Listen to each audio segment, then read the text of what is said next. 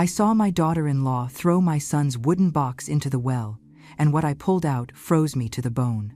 I saw my daughter-in-law throw my son's wooden box into the well and then leave. I went closer and heard a sound coming from the bottom. I hoped I was wrong, I whispered. I pulled the rope, opened the box, and felt my heart stop. What I saw inside made me tremble. I'm glad you're here. If you're watching this video, hit the like button, subscribe to the channel, and tell me in the comments where you're listening to my story of vengeance from. I want to know how far it has reached. It's nighttime now, and the heavy air seems to be crushing my chest. My little house in a quiet suburb of New York is plunged into silence. All I hear is the constant ticking of the wall clock. Sleep, for me, has become a luxury. Since the day they took Robert, my son, I haven't been able to close my eyes. Tonight is no different. I lie awake, eyes fixed on the ceiling, my mind spinning with unanswered questions. Finally, I decide to go down to the kitchen, hoping a glass of cold water will calm me a little. I walk slowly, my old slippers slapping against the wood floor. The kitchen is dark, with only a faint light creeping in from the hallway. I open the cabinet to get a glass when I hear a small click in the backyard. A sound so faint that at another time I would have ignored it, but now it makes me stop. I grip the glass in my hands. Then I hear the crunch of gravel, as if someone is walking outside. My heart beats faster. A feeling of unease presses against my chest. I turn off the kitchen light, not wanting anyone to notice my presence. I carefully approach the window and pull the curtain aside a bit, just enough to look out without being seen. The yellowish porch light weakly illuminates the old well at the back of the yard. And there I see her, Caroline, my daughter-in-law. She's alone, in a silk nightgown, her long hair falling over her back, moving gently with the night breeze. Her behavior is strange. She doesn't seem like someone who just stepped out for some air. I hold my breath, narrowing my eyes. In her arms, she holds something small, pressed against her chest. When the light catches it, I recognize the object. An old oak wooden box, the same one Robert had since he was a kid. The one where he kept his marbles, some old coins, and papers written in his childish handwriting. My heart sinks. Why does Caroline have that box? And why is she out here at this hour? I want to go out and ask her, but a gut feeling stops me. She isn't moving quickly. She looks around, watchful, as if afraid someone might see her. Her caution chills my blood. When she seems convinced she's alone, she bends down and opens the well lid. Her movements are slow, careful, avoiding any noise. Then she lifts the box, looks at it one last time, and lets it drop. I hear a slight splash, almost imperceptible. I stand motionless, my hands pressed against the window, trying not to tremble. Caroline doesn't leave right away. She calmly puts the well lid back, as if completing a ritual. Then she straightens up, takes a deep breath, adjusts her hair and her nightgown, and walks back to the house. Her expression is calm, as if she hasn't just tossed one of her husband's most cherished possessions into a well. I press myself against the wall as I hear her footsteps approach the back door. The door opens and closes softly. I wait a few more minutes, listening. Only when I hear her bedroom door close do I dare to exhale. I can't stay still. I need to know what's going on. I put on a light sweater and go out to the yard. The night air is cold and damp. I approach the well and kneel by the edge. That well has been there since before my husband and I moved in. Now it's just a deep hole filled with dark water. I tilt my ear, trying to hear something. A few seconds pass, and I hear a slight thud, as if the box hit the well wall. The sound crushes my soul. Why did she do that, Caroline? What was in that box that she needed to hide in the middle of the night? I couldn't stay still. I went into the shed and looked for the old rope and the iron hook that Robert used to pull up buckets of water to water the plants. My hands were trembling as I tied the hook to the rope and let it down into the well. The cold water soaked the rope, making it heavy. I pulled on it, then let go, over and over, trying to get the hook to catch the box. Each time the rope tensed, I hoped I had snagged it, but it only came up with a few strands of algae. Sweat was running down my forehead despite the cold night. "Calm down, Rose," I whispered to myself. "You have to do this. For Robert." Finally, after several attempts, the hook struck something hard. I bit my lip and slowly pulled the rope. The wooden box emerged, soaked and heavy with water. I placed it on the grass, breathing heavily. In the faint porch light, I saw the familiar grain of the wood. The box was intact, only with a few new scratches. I picked up a nearby stone and forced the lid open. My hands were shaking so much that I nearly dropped the stone. When the lid opened, what I saw froze me to the bone. It wasn't Robert's old toys, nor his marbles or little papers as I had seen before. It was something else, something that made my heart stop. 3 days earlier, when everything still felt peaceful, I thought my family was safe. It was just dawn. The first sunbeams came through the kitchen window, coloring the bread I was kneading for the shop with gold. Making bread wasn't just my job, it was my joy, my way of keeping my mind busy. The smell of flour and yeast filled the air, bringing a familiar sense of calm. Robert had already gotten up early. He was sitting at the table, in his dark blue electrical engineer's uniform, his work boots placed next to the chair. He was flipping through the newspaper, occasionally taking a sip of his coffee, his gaze distant. I looked at him and felt a warmth in my heart. Robert was always a good son, helping with everything since he was little, from repairing neighbors' pipes to sweeping the yard every afternoon.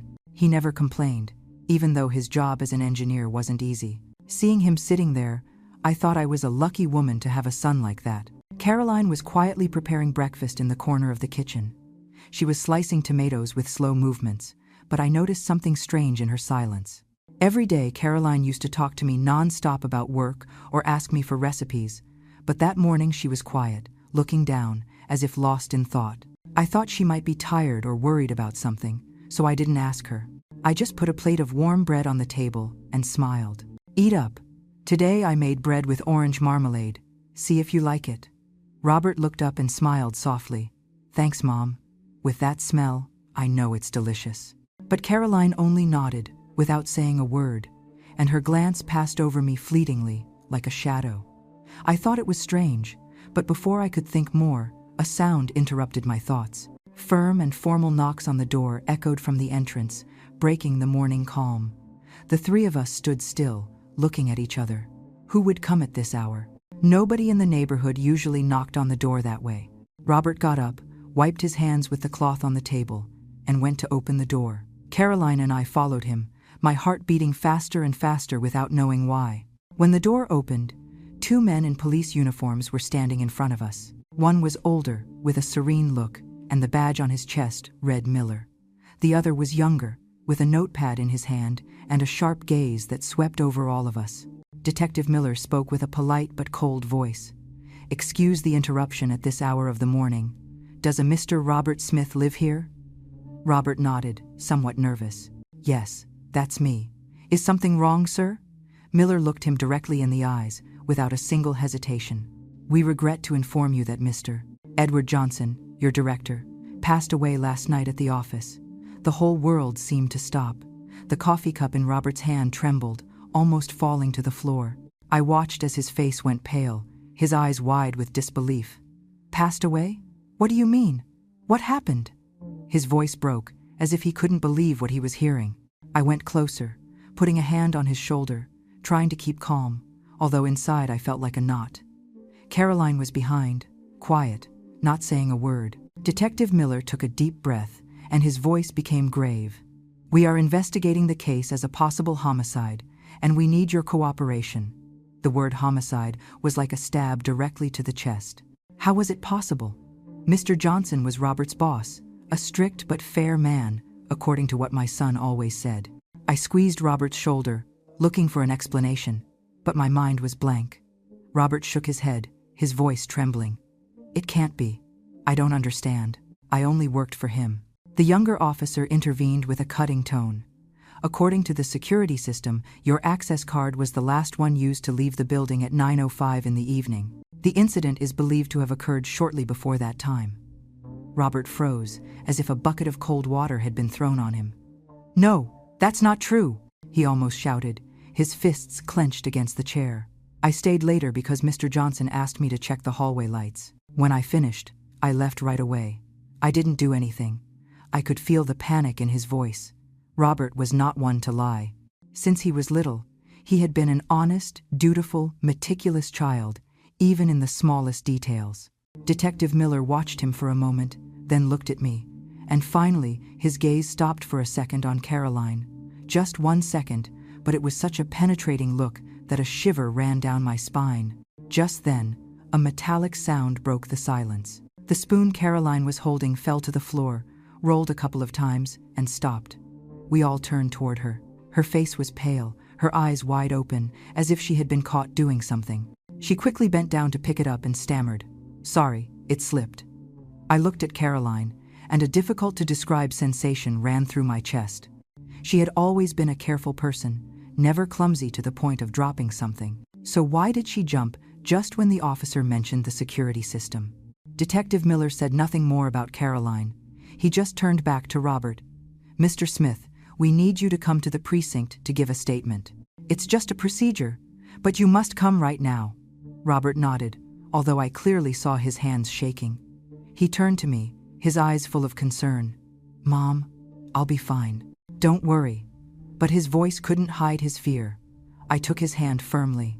"I'm going with you. I won't let you go alone." Caroline finally spoke, her voice soft. "Robert, go. I'll go with you too." But she didn't look him in the eyes. Her gaze shifted, as if trying to hide something. I wanted to say something, but Detective Miller had already signaled Robert to follow him. I hurriedly grabbed my coat and walked behind my son, my heart heavy.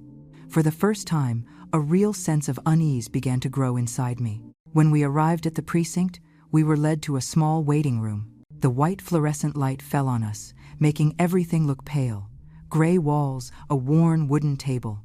I sat on a hard bench, clutching the handles of my purse, trying not to tremble. Robert sat next to me, his hands clasped, staring intently at the wall in front of him. Caroline was a few steps away, in a chair in the corner. She wasn't looking at us.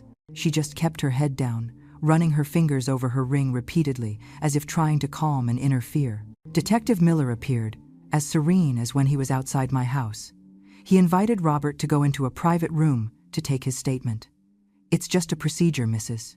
Smith," he told me in a kind voice, though not enough to calm my heart. I nodded, trying to smile, but I must have looked tense. Robert got up and looked at me with concern. "Mom, I'll be fine. Don't worry so much."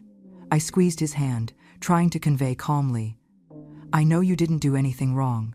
Take it easy, son." But when the door to the interrogation room closed behind him, I felt an enormous stone crushing my chest. Caroline and I remained in the waiting room. The clock on the wall marked the seconds with a constant ticking, and each one sounded like a blow to my heart. I tried to speak to her in a soft voice. "Caroline, are you okay? You look pale." She looked up with momentarily scared eyes, and then quickly smiled. "Yes, I'm fine, Mom. I'm worried about Robert." But that smile didn't reach her eyes. About 30 minutes later, the door to the interrogation room opened. A young officer led us to another room, smaller and colder. There was only a metallic table in the center, some rough chairs, and a large mirror covering almost an entire wall. I knew it was a one-way mirror, from where they were watching us. Robert was there, exhausted, with dark circles under his eyes. Detective Miller sat across from him with an open notebook and his pen gently tapping the table. They asked us to sit down. I moved my chair closer to Robert. I placed a hand on his shoulder, trying to transmit a little comfort. Caroline sat on the other side, away from us, her gaze still evasive. Detective Miller began in a slow voice. "Mr. Smith, you've already described your schedule for that night, but I want you to repeat it one more time so we can confirm it." Robert inhaled deeply, his voice somewhat hoarse. "I arrived at the company at 6 in the afternoon, checked the fuse system in the basement, and then went up to the 4th floor to change some burned-out light bulbs. Mr. Johnson asked me to do it before I left. When I left, he was still in his office, the door ajar. He waved at me, without saying anything else. I went straight home after that. I listened to every word of my son, my heart sinking. Robert never lied. I knew it." But the young officer next to Miller frowned, with an expression of distrust. He wrote something down, and then looked up. "Mr. Smith, are you sure nothing out of the ordinary happened? No argument, no disagreement with Mr. Johnson?" Robert shook his head, his voice firm. "No, sir, I just did my job." Seeing the young officer's look of doubt, I couldn't hold back anymore. I spoke, my voice trembling but trying to keep calm. Sirs, my son has been a good boy since he was little. The neighbors around here, when they have a broken pipe or a short circuit, call him to help them. He never accepted even $1, not even a glass of water. How could a boy like that be involved in something so terrible? I looked directly into Detective Miller's eyes, hoping he would see the sincerity in my words. Robert isn't someone who would hurt anyone. You have to believe him. Detective Miller nodded. His gaze softened a little, although his voice remained firm. Mrs. Smith, I understand how you feel, but we need to clarify every detail. He turned back to Robert and continued. Mr. Smith, was your relationship with Mr. Johnson really good? Has there been any conflict lately? Robert immediately denied it. Not at all, sir. He was a good boss. I have no reason to be upset. His voice sounded confident, but I noticed he was clenching his hands under the table, trying to control his tension. At that moment, a weak voice interrupted the tense silence. Pardon me, Mr. Miller, but... All eyes turned toward Caroline. She was sitting there, her shoulders trembling slightly, her head bowed, her voice broken as if she were about to cry. I felt my heart stop. What was she going to say? Why was she asking for forgiveness? Caroline took a deep breath and looked up at Detective Miller, her eyes shining with tears. Sirs, I remember a few days ago Mr. Robert came home very upset. He said Mr. Johnson hadn't paid him the project bonus for almost 2 months. He was very angry. Her voice faded, as if every word cost her effort. The atmosphere in the room froze. The young officer lowered his head and began to write non-stop, his pen racing across the paper. Detective Miller looked at Robert. His gaze became sharper, as if he had just found a key piece. I turned toward my son. I saw him paralyzed, his mouth agape, unable to speak. Then he turned to Caroline, his voice choked. Caroline, what are you saying? That was just a misunderstanding. The next morning he explained everything to me and apologized. You know that well. But Robert's explanation sounded weak at that moment. The fact that he hadn't mentioned anything before made his words seem like an excuse. Detective Miller nodded, wrote something in his notebook, and then looked at Caroline. Mrs. Smith, are you sure of what you just said?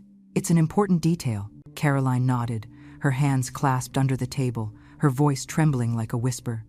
Yes, I'm sure. I just want to tell the truth.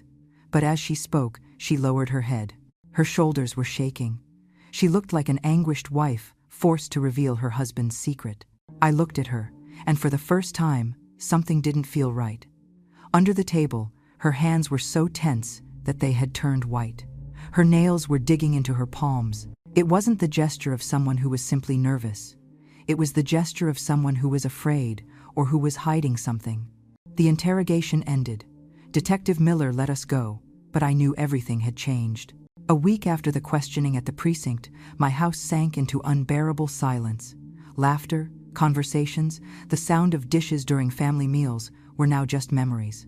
Robert looked visibly thinner. He had deep, dark circles under his eyes, and all light was gone from them. He spoke little. He would sit in a corner with a cup of cold coffee in his hands, staring at the empty yard. Caroline continued to act like a devoted wife. She got up early, prepared nutritious broths and soups for Robert. Chicken soup with herbs, red bean chili. She spoke to him sweetly, asking him to rest, to eat well, but I felt an invisible wall between them. Robert only nodded. He would eat a few spoonfuls and return to silence. Caroline maintained a forced smile, avoiding my gaze every time I looked at her. I wanted to believe that she really cared about him, but after what happened at the precinct, after her words that turned Robert into a suspect, my heart couldn't be calm. Why had she said that? Why put my son in danger? Every time the phone rang or a car passed in front of the gate, all of us jumped. I started to fear those sounds, fearing they would bring bad news. And then, one rainy afternoon, what I feared most happened. The rain was falling heavily, hitting the roof tiles, drowning out any other noise. I was in the kitchen, kneading bread without concentration, when the door was knocked upon, with dry, firm hits. I felt a hollow in my chest. I wiped my hands on my apron and went to open it. My heart was pounding. Detective Miller and a young officer were there, under a soaking wet black umbrella. Miller's face was serious, without the kind tone from the previous time. He showed me a paper with a red seal and said in a formal voice, Mrs. Smith, Based on the evidence and testimonies collected, we have an arrest warrant for Mr. Robert Smith, in order to continue the investigation into the case of Mr. Johnson. I felt a buzzing in my ears, as if the world was collapsing. "No," I screamed, clutching Robert's arm, who was paralyzed next to me. "You are wrong! My son is innocent! He didn't do anything!" My voice broke. Tears blurred my vision. Robert did not resist. He just looked at me, his eyes full of pain. "Mom, I didn't do anything. Please believe me." His words broke my heart. Caroline was in the corner of the room, leaning against the wall, crying silently. She covered her mouth with her hand, her shoulders trembling. She looked like a heartbroken wife. But her eyes, my God, her eyes were empty, lifeless. She didn't run to Robert, she didn't scream, she didn't try to stop the police as I did. She just stayed there, watching, as if she were a spectator of a sad play. When the officers put handcuffs on Robert and took him to the car, I fell to my knees on the floor, covering my face with my hands as tears soaked my sleeves. It was then that Caroline approached. She lifted me from the floor and murmured, "Mom, please calm down. We'll hire the best lawyer for him." But her voice was cold, without a trace of warmth. I looked her in the eyes and, for the first time, felt a real fear. Not fear of the police or what was happening, but fear of my own daughter-in-law. From that day on, I decided to observe Caroline more closely. I no longer saw her as a daughter-in-law, but as a stranger living in my house. The silence that reigned in the home became even more suffocating. Every night, as I lay down, I heard her footsteps going back and forth in her room. Once, I couldn't resist and cracked my door open. She was in front of her laptop, the blue light illuminating her tense face. She was typing fast, stopping and looking toward the door, as if afraid of being discovered. I closed the door, my heart pounding in my chest. What was she doing? Why was she acting so secretly? Caroline began to have strange calls. She usually went out onto the balcony or locked herself in the bathroom to talk. Every time she saw me, she jumped, hung up immediately, and smiled awkwardly. It was just a coworker asking something, Mom, but I didn't believe her. One night, when I went down to the kitchen for water, I heard her hurried voice behind her partially open bedroom door. "I've done my part. When will the rest of the money be here? Don't call me anymore, it's too dangerous." The glass almost fell from my hands. I stood motionless, holding my breath. Money? Danger? What was she talking about? Could those calls have something to do with Mr. Johnson? I had no answers, but I was sure of one thing. My daughter-in-law was hiding a terrible secret. In the days following Robert's arrest, Caroline changed completely. She got up before dawn and didn't return until late at night. She always had an explanation ready. "I'm working at a fancy restaurant, Mom, to pay for Robert's best lawyer." She even showed me a shiny card from a famous law firm, as if to prove her dedication. I nodded and smiled, but the distrust wouldn't go away. Her words sounded believable, but her evasive look and forced smile prevented me from fully believing her. One afternoon, while cleaning her room, I found a crumpled receipt in the trash can. It was from an expensive bar downtown, with a time that exactly matched when Caroline claimed to be working at the restaurant. The amount was high, enough to make me tremble. How could someone who claimed to be a simple waitress spend so much? I held the receipt with a trembling hand, looking for a logical explanation. But the more I thought, the more my chest tightened. Caroline became unusually sensitive about her phone. She always kept it on silent, screen down, as if afraid someone might see it. Once, as I passed by the dining room table, I saw the screen light up with a message. I didn't intend to look, but my eyes crossed with one word: partner. Partner? Caroline had never mentioned any business, much less a partner. She worked in the administrative department of Robert's company, a common office job. So who was this partner? I wanted to ask her. But every time I tried, her distrustful gaze made me give up. She also jumped at anything. Once, while I was chopping vegetables in the kitchen, the knife slipped and fell to the floor with a loud clang. Caroline, who was in the living room, screamed as if someone had attacked her. I ran to her and asked worriedly, "Are you okay? Did something happen to you?" She put a hand to her chest, pale as paper, and shook her head. "No, mother-in-law, I'm fine. I just got scared." But her terrified look gave her away. I stood there, looking at her, with the feeling of being in front of a complete stranger. About 2 weeks after Robert was arrested, On a night of rain and wind, I couldn't sleep. The tapping of the drops on the roof sounded as if they were hitting my mind, making me think even more about my son. I imagined him in prison, alone, facing accusations he didn't deserve. Then, between the sound of the rain, I heard another noise, a choked sob coming from Caroline's room. My heart softened. Maybe she was suffering too. She missed Robert too. Although I had doubts about her, I couldn't forget that she was my son's wife, and perhaps, deep down, she was also tormented. I put on a sweater and left my room, ready to knock on her door and comfort her. But as I got closer, the crying stopped. Instead, I heard her voice, choked and trembling. "I didn't mean to do it. Don't force me." I held my breath. I pressed my ear against the door. My heart was pounding. She kept talking. Her voice was full of fear. I just pushed him a little. It was him. A shiver ran through my whole body. Every word was like a needle sticking into my chest. Who was she talking about? Mr. Johnson? A terrible truth began to take shape in my mind, although I didn't want to believe it. I stepped back, leaning against the wall so I wouldn't fall. My breathing became heavy. The air in the house seemed to have become dense. I went back to my room. I closed the door, but I couldn't sleep a wink all night. Caroline's words kept repeating in my head, like a warning. I was living under the same roof as someone who was hiding a dreadful secret. The next morning, I tried to act normally. I went down to the kitchen to prepare breakfast, but my hands were shaking so much that I spilled flour all over the floor. Caroline also came down, her eyes swollen, but she forced a smile. "Are you up early, mother-in-law? Did you make some coffee?" "I see you're tired." Her voice was soft, but I could feel the tension behind those words. I nodded, trying to maintain a calm tone.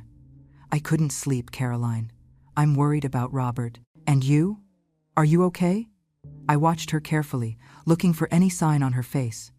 Caroline just nodded, and her gaze shifted toward the door, as if she was expecting something. "I'm fine, Mom. I'm worried about him." But her smile didn't reach her eyes, and I knew she was lying. She ate breakfast in a hurry, just a few slices of bread, and got up immediately, taking her purse. "I have to go early today, Mom. There's something urgent at the office." I nodded and smiled, although my hands, under the table, were clenching hard until they hurt. When the door closed behind her, I took a deep breath, as if I had been freed from an invisible trap. I couldn't wait any longer. I had to act. I had to discover the truth, for Robert, for this family. That's why, when I saw Caroline go out to the yard and throw Robert's box of memories into the well, I didn't hesitate to take it out. I sat on the damp grass, my hands trembling, hugging that oak box. The night enveloped me. Only a weak yellow porch light illuminated the scene, casting my elongated shadow on the ground. The box was freezing cold, heavy with water, as if it carried all the pain of my family inside. I took a deep breath, trying to calm the trembling of my heart. I carefully opened the lid of the box. My hands were shaking so much that I almost dropped it. Inside, wrapped in a worn velvet cloth, there was a small black camera, compact but surprisingly heavy. I recognized it immediately. It was the camera that Robert had taken off his motorcycle, intending to repair it to use it again. My heart was pounding, as if it wanted to escape my chest. Why had Caroline hidden that in Robert's box? And why did she throw it into the well in the middle of the night? An icy premonition ran down my back, but I knew I couldn't stop. I had to discover the truth. For Robert, for my unjustly imprisoned son, I ran to take the box inside the house. I locked the back door and went straight to Robert's study. The small room, smelling of old wood and motor oil, was still intact from the day he left. I turned on his old laptop, the screen light illuminating my face in the dark. My hands, accustomed to kneading bread, now trembled as they held the soaked camera. I dried it with a cloth, with the same care as touching something fragile. Then, with the little steadiness I had left, I took out the tiny memory card. It was freezing cold, shining under the light.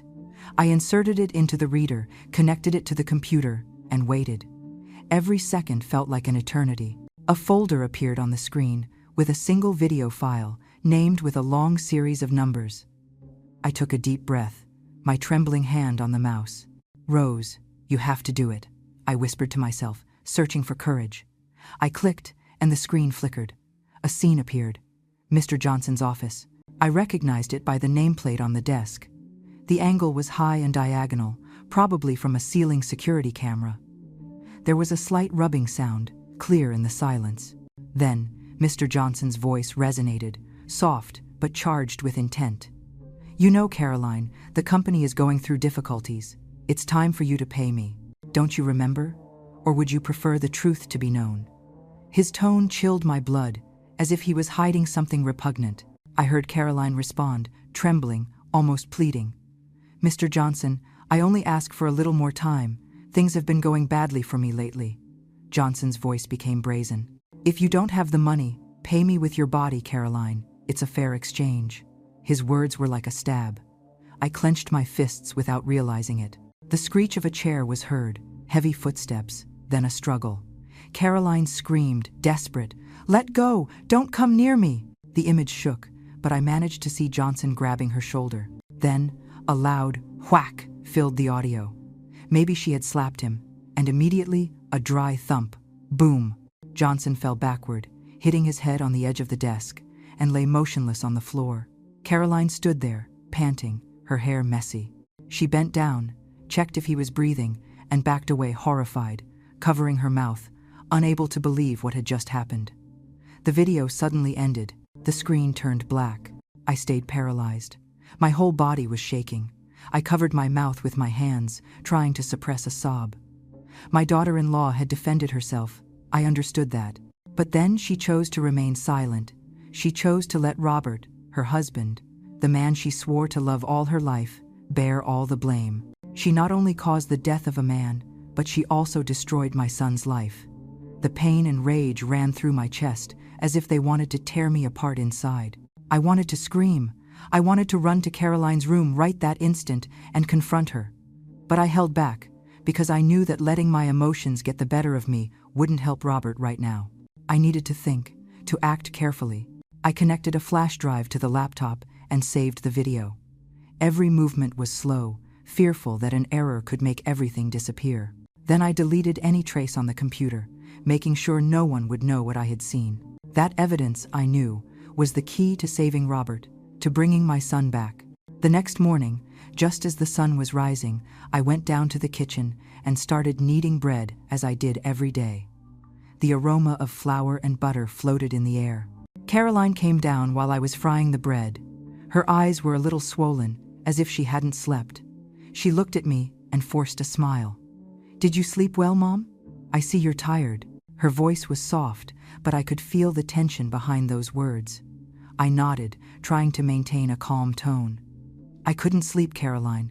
I'm worried about Robert. And you? Are you okay?" I observed her closely, looking for any sign on her face. Caroline just nodded, and her gaze shifted toward the door, as if she was expecting something. "I'm fine, Mom. I'm worried about him."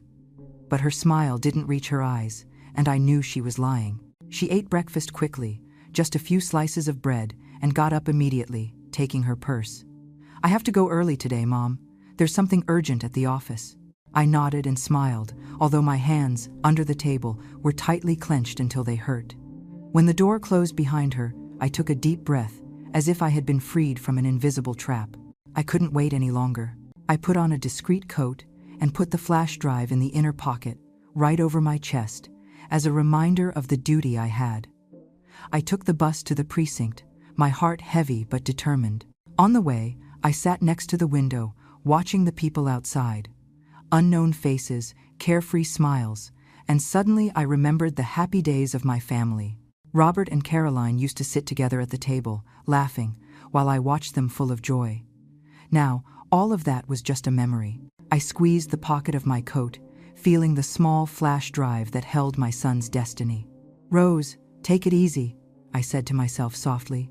"You have to do this for Robert." When I arrived at the precinct, I asked to speak with Detective Miller. The officer on duty, a young man with a suspicious look, eyed me up and down. "Do you have an appointment?" he asked in a cold tone. I straightened up, firm. "I have new, very important evidence related to the case of Mr. Johnson. I need to see Detective Miller immediately." Perhaps it was the determination in my voice that convinced him. He picked up the phone, said something, and then nodded. "Wait a moment, please." Detective Miller appeared a few minutes later, calm but with a sharp gaze. He led me to his office, not the cold interrogation room of the previous time. He placed a cup of hot coffee in front of me. The heat calmed my trembling hands. He sat down and looked at me with some compassion. "Mrs. Smith, I understand you are going through a lot of pain. The case has progressed, but—" I interrupted the detective, unable to wait any longer. "Mr. Miller, my son is innocent, and I have the proof right here." I took the flash drive out of my jacket pocket, placed it on the table, and my voice trembled with emotion. "Please, watch the whole video. It will explain everything." Miller frowned, but didn't say anything. He connected the memory stick to the computer and put on his headphones to maintain privacy. At first, his face remained calm, but I noticed how his eyebrows gradually drew together. His hands, which were gently tapping the table before, stopped. When the video ended, he remained silent for a long time, his gaze fixed on the black screen. Then he took off his headphones, looked at me, and said in a grave voice, "Mrs. Smith, where did you find this?" I took a deep breath, trying to keep my voice steady. I told him everything, from my first suspicions to Caroline's strange behavior. I spoke about how she had changed her habits, the secret calls in the middle of the night, the fearful murmur I heard while she was talking in her sleep. And finally, I told him about the night before, when I saw Caroline throw Robert's wooden box into the well. "I knew it wasn't a coincidence," I said. My voice choked. "I had to take the box out, and inside I found this. I just want to save my son." Detective Miller listened attentively, not missing a word. His fingers gently tapped the table, as if trying to arrange the puzzle pieces in his mind. When I finished, he looked at me seriously, but without a trace of doubt. "Mrs. Smith, this evidence completely changes the course of the case, but we must act with caution. Caroline is not only involved in the matter of Mr. Johnson, she could be implicated in even more serious things." He explained that, according to the video, it seemed that Mr. Johnson knew a secret of Caroline's and used it to blackmail her. The words he said, about the truth revealed and pay with your body, showed that Caroline was cornered. The secret calls, her late-night outings, everything pointed to her hiding something bigger. "We need time to investigate," Miller said, "but you have already helped us immensely." He looked me directly in the eyes, his voice firm but serene. "Mrs. Smith, I need you to cooperate with us. Go back home and act as if nothing has happened. We will move your son to a safe place. Your task will be to observe Caroline and notify us if you notice anything suspicious." "We need time to set the trap," he said, and I felt a mixture of relief and anguish in my chest. Relief because Robert would soon be exonerated, but anguish because I knew the battle wasn't over. "I'll do it, detective," I replied in a hoarse voice. "I'll do whatever it takes to save my son." When I returned home after the meeting with Detective Miller, the light of sunset filtered through the window, staining the living room that used to feel cold with gold. I started tidying the house, cleaning the kitchen countertop, arranging the dishes in the cabinet. Everything had to seem normal, as if I was still the mother worried about an unjustly accused son. I prepared dinner, a simple chicken soup, and the familiar aroma filled the house. I looked at the clock. It was almost time for Caroline to return. I said to myself, "Rose, you must stay calm." Just as I had imagined, Caroline arrived home just as it was starting to get dark. She was carrying a box of donuts. She put it on the table with a radiant smile. "I bought them for you, Mom. Eat them so you can regain your strength." Her voice sounded soft, but I felt a shiver run down my spine. That smile, which once made me believe she was an attentive daughter-in-law, now seemed just a mask. I took the box and replied with a smile, "Thank you, Caroline. That's very thoughtful of you."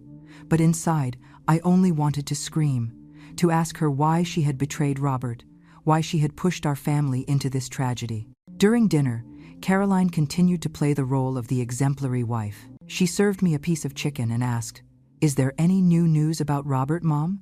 Did the lawyer say anything encouraging?" Her voice was sweet, but her eyes avoided mine as if she was afraid I would discover something. I shook my head and let out a feigned sigh. "Nothing new, dear.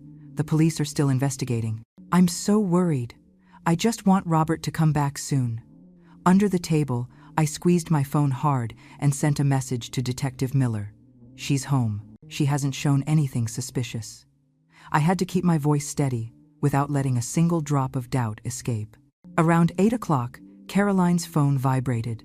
She glanced quickly at the screen and immediately got up to go out onto the balcony. "I'm going to take a call, Mom," she said, trying to sound calm. I nodded, pretending to go back to collecting the dishes.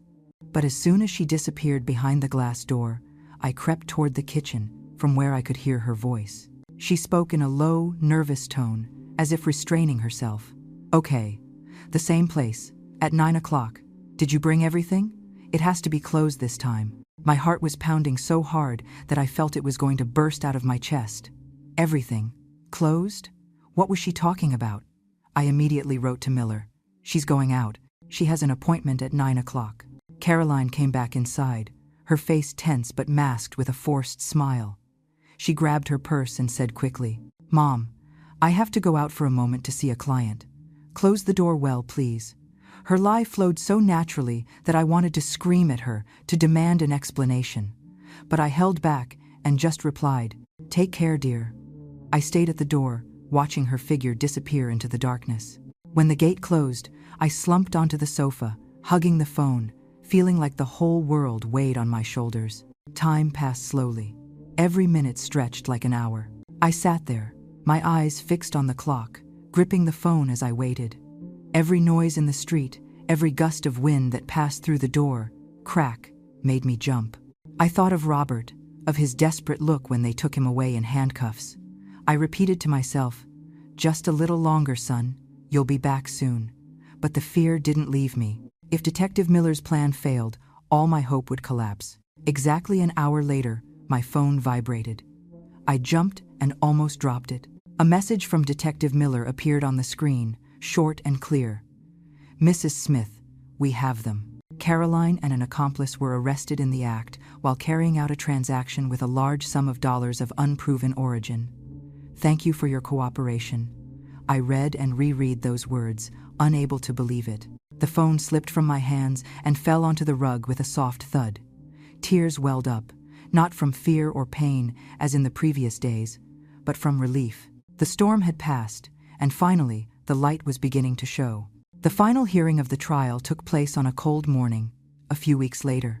Robert and I sat in the front row, reserved for family members, inside a solemn room full of people. On the other side, Mr. Johnson's family sat in a row. Their glances toward us were a mixture of hatred and curiosity. I took Robert's hand. It was ice cold. He didn't say anything, just looked at the floor, as if trying to avoid the eyes that were pointing at him. I whispered to him, "Son, stay calm. The truth will come to light today." Robert nodded, but I knew a painful battle was raging inside him. The trial began. The prosecutor stood up and with a firm voice presented the gathered evidence. Then came the moment I had waited for so long. The video from the hidden camera was projected onto a large screen in the middle of the room. Everyone fell silent. Mr. Johnson's repugnant voice boomed, every word like a stab. "If you don't have the money, pay me with your body, Caroline." Caroline's desperate scream was heard, the struggle, and finally, a dry thump when Mr. Johnson fell and his head hit the edge of the desk. When the video ended, the room erupted in murmurs. Mr. Johnson's family bowed their heads, some covered their mouths, ashamed of the man's actions. Caroline was led to the stand. She wore the gray prisoner's uniform. Her long hair, once shiny, was now pulled back in a bun. She looked emaciated, aged by years, with swollen eyes and an empty gaze. When the judge asked her to testify, her voice was hoarse and trembling, as if every word cost her an enormous effort. "Your Honor, I didn't mean to do it," she began, and her voice broke. I stood there, looking at the woman who was once the pride of my family, now facing the court, and I felt my heart sink. Caroline recounted that she had been tricked by some friends into investing in a fraudulent financial platform, which led her to go into severe debt. "I didn't dare to tell Robert," she said, looking down. "I was afraid of disappointing him. He always believed I was a perfect wife." Her words made Robert squeeze my hand hard. I could feel his pain in each of his fingers. Caroline continued, her voice growing more and more tremulous.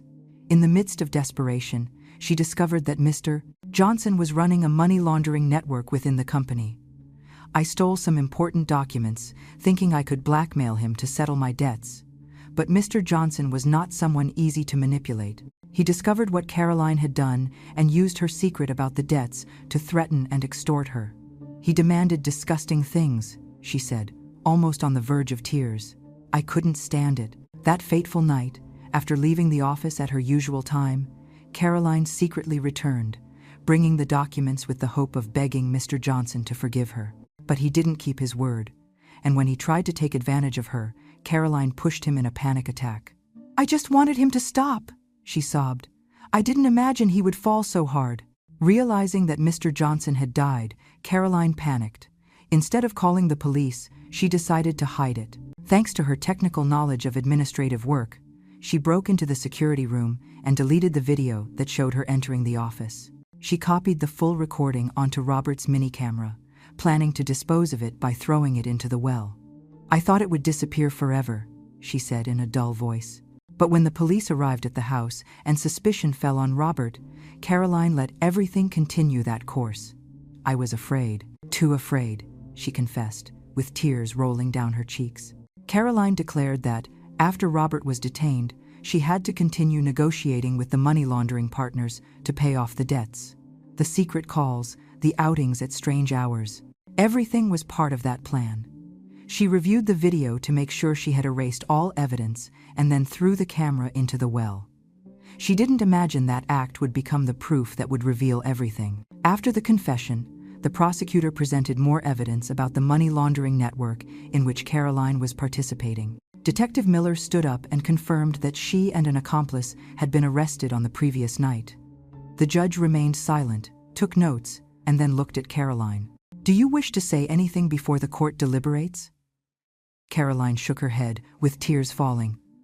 I just want to say, I'm sorry, Robert, and I'm sorry, Mom. I looked at her, feeling empty. Robert was next to me, not saying a word, turning his face away when Caroline passed in front of us. Her gaze, full of regret and desperation, met ours, but Robert did not respond. I knew the wound in his heart was too deep, something a simple apology could not cure. After reviewing all the evidence, the judge declared, Robert Smith is completely innocent and is released immediately. The gavel's strike resonated, and I hugged Robert tightly, tears streaming down my face. My son held me close and whispered, Thank you, Mom. If it weren't for you, I don't know what would have become of me. But I just shook my head, unable to speak, because joy was mixed with pain. As for Caroline, the court sentenced her to 18 years in prison for involuntary manslaughter and participation in money laundering. Her partner also received a just sentence. Upon hearing the sentence, Caroline collapsed to the floor, crying inconsolably. The guards helped her up and escorted her out of the room. When she passed by me, I watched her back move away without feeling relief. Just a strange emptiness. A family that was once happy had fallen apart in a way no one could have foreseen. A few months passed since the trial, and my son's life and mine slowly began to regain their rhythm.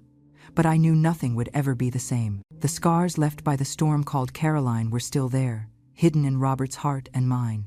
Every morning when I woke up, the house felt emptier, as if a piece of its soul was missing. But I learned that sometimes, peace only comes when we accept losses and move forward. Robert decided to resign from his job at the company shortly after being released. Mom, I can't go back there, he told me one afternoon while we were sitting on the sofa. Every corner of the office, every hallway, reminds me of those days. I can't stand it. His voice sounded sad, his gaze evasive, but I understood him. That company was not just a workplace. It was also the scene where the shadows of Johnson and Caroline's betrayal had taken root. I just nodded, placing my hand on his shoulder. Whatever you do, son, I will support you. All I want is for you to find peace. The small bakery that had closed during the days of chaos reopened its doors. The familiar sound of the little bell resonated every time someone entered, bringing with it a small spark of joy. The aroma of wheat, cinnamon, and baked butter spread throughout the street, as a reminder that life goes on. Behind the counter, I kneaded, rolled out, and baked golden loaves, as I had done for decades. But now, the bakery was not just my job, but also my refuge, the place where I tried to mend the broken pieces of my family. Robert started helping me at the shop. At first, he only did small tasks, He delivered orders, cleaned the counter, or arranged the oven trays. I watched him work in silence, not saying much, but his eyes were slowly regaining their light. One day, I decided to teach him how to make bread. "Robert, come here," I called him, handing him some dough. "I'm going to teach you how to knead. Making bread isn't difficult, but you have to have patience."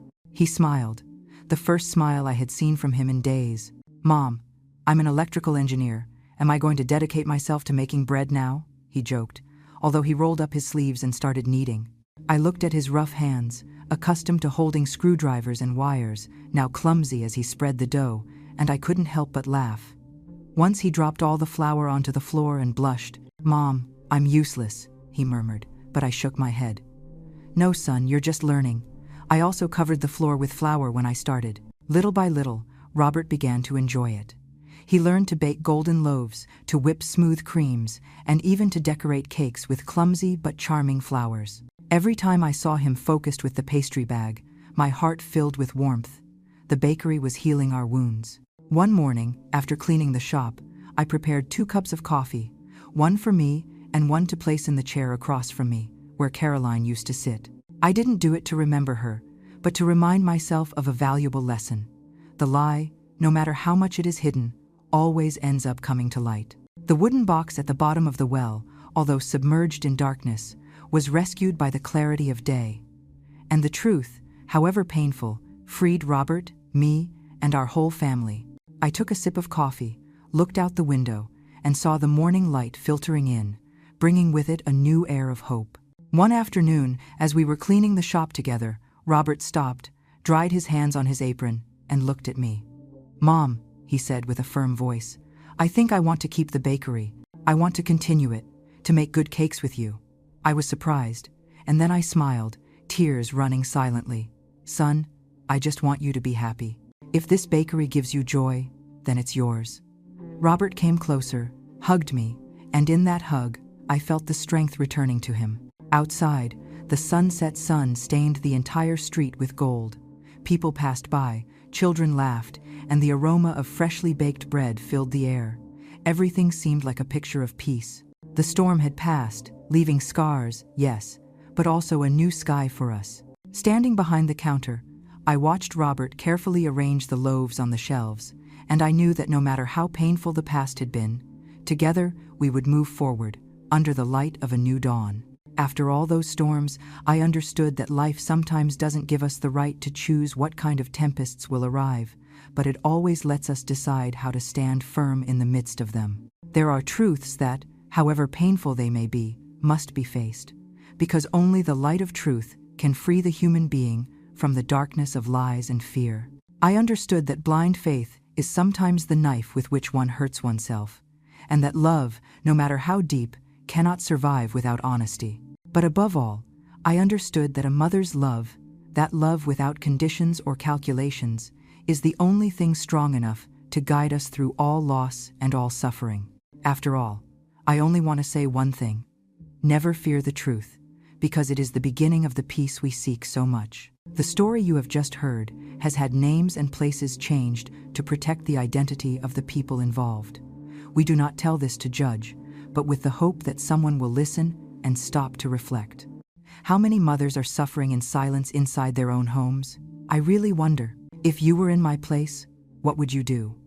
Would you choose to remain silent to maintain peace, or would you have the courage to face everything to regain your own voice? I want to know your opinion, because every story can become a candle that lights the way for another. God always blesses, and I am sure that courage will lead us to better days. At this moment, on the final screen, I will leave 2 of the channel's most beloved stories. I'm sure they will surprise you. Thank you for staying with me until this moment.